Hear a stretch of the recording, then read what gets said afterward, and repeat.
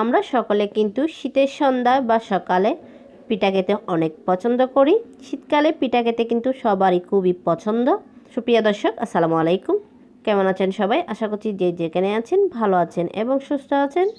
সবাইকে স্বাগতম জানাচ্ছি আমার আরেকটি নতুন এপিসোড দেখার জন্য। আমি আজকে আপনাদের সাথে শেয়ার করছি খুবই মজাদার এবং খুবই সহজভাবে তৈরি পাটিসাপটা ক্ষীর দিয়ে তৈরি পাটিসাপটা। এই পাটিসাপটাটা আমি খুব সহজে তৈরি করে দেখাচ্ছি, তাহলে চলুন দেখে নেওয়া যাক। প্রথমে আমি এইখানে হাফ কাপের মতো সুজি নিয়ে নিয়েছি। আমি এইখানে 1/3 কাপের মতো মিল্ক পাউডার দিয়ে দিয়েছি। সুজি আর মিল্ক পাউডার দুটোটা আমি একসঙ্গে ভালো করে একটু মিক্স করে নিচ্ছি। আশা করছি আজকের রেসিপিটা আপনাদের কাছে ভালো লাগবে। ভালো লাগলে প্লিজ আমার চ্যানেলটা সাবস্ক্রাইব করে পাশে থাকার বেল আইকনটি প্রেস করে রাখবেন, আমাকে সাপোর্ট করবেন। দেখেন সুজিগুলো আমি একটি ব্লেন্ডার জারে নিয়ে নিয়েছি, কারণ এগুলো ব্লেন্ড করব, তার জন্য আমি এখানে 1 কাপ নর্মাল পানি দিয়ে দিয়েছি। এখন ব্লেন্ড করে নিয়েছি। আজকের এই পাটিসাপটাটা আমি সুজি দিয়ে তৈরি করে নিচ্ছি।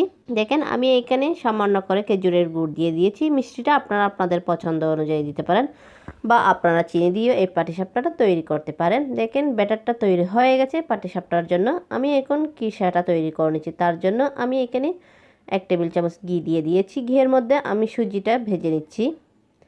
আমি কিন্তু খিরসাও আজকে সুজি দিয়ে তৈরি করছি। আমি পাটিসাপটার খিরসা দুটোটা সুজি দিয়ে তৈরি করেছি। এখন আমি এখানে 1 গ্লাস লিকুইড ঘন মিল্ক দিয়ে দিচ্ছি। খিরসাটা তৈরি করার জন্য আমি স্বাদ অনুযায়ী লবণ দিয়ে দিয়েছি। খিরসাটা আমি চিনি দিয়ে তৈরি করছি, তার জন্য আমি এখানে 3 টেবিল চামচ চিনি অ্যাড করেছি। মিষ্টিটা আপনারা আপনাদের ইচ্ছে অনুযায়ী দিতে পারেন। আমি সামান্য করে এলাচ কোড়া দিয়ে দিয়েছি। এখন সবগুলো আবার একটু মিক্স করে নিচ্ছি। দেখেন প্রায় আমার খিরসাটা রেডি হয়ে গেছে। এখন আমি এটা নামিয়ে ঠান্ডা করে নিচ্ছি। আমি নামানোর আগে চুলাটা অফ করে আমি 1 টেবিল চামচ ঘি দিয়ে দিয়েছি, একটা ফ্লেভার অ্যাড হওয়ার জন্য, যেন খিরসার স্বাদটা দ্বিগুণ বেড়ে যায় তার জন্য। দেখেন আমি ঘিটাও খিরসার সঙ্গে ভালো করে একটু মিক্স করে নিয়েছি। খিরসাটা আমি ঠান্ডা হওয়ার জন্য এক পাশে রেখে দিচ্ছি। আমি একটা ফ্রাই প্যান দিয়ে দিয়েছি পাটিসাপটা তৈরি করার জন্য।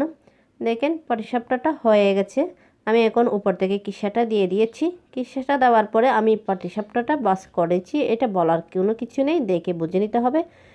এই সুজির পাটিসাপটাটা খেতে কিন্তু সত্যি অনেক টেস্টি। আপনারা এই শীতের মধ্যে একবার হলো ট্রাই করবেন। আশা করছি আপনাদের কাছে ভালো লাগবে। দেখবেন ফ্যামিলির সবাই এই খিরসা পাটিসাপটাটা খেতে অনেক লাইক করবে। দেখলেন তো কত সহজে এই সুজির খিরসার পাটিসাপটা তৈরি হয়ে গেছে। এখন কিন্তু আমি আপনাদেরকে পরিবেশন করে দেখাচ্ছি। দেখেন দেখতে কত লোভনীয় হয়েছে। এই খিরসার পাটিসাপটাটা খেতেও কিন্তু অনেক টেস্টি।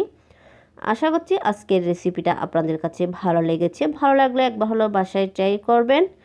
আর আমার ভিডিওটা যদি আপনাদের কাছে ভালো লেগে থাকে তাহলে লাইক, কমেন্ট এবং বেশি করে শেয়ার করবেন। এই শীতের মধ্যে একবার হলো এই পাটিসাপটা আপনারা বাসায় ট্রাই করবেন। আর আজকের রেসিপিটা আপনাদের কাছে কেমন লেগেছে অবশ্যই কমেন্ট করে জানাবেন।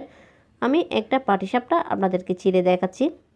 এই পাটিসাপটা দেখতে যেমন সুন্দর, খেতেও কিন্তু অনেক টেস্টি।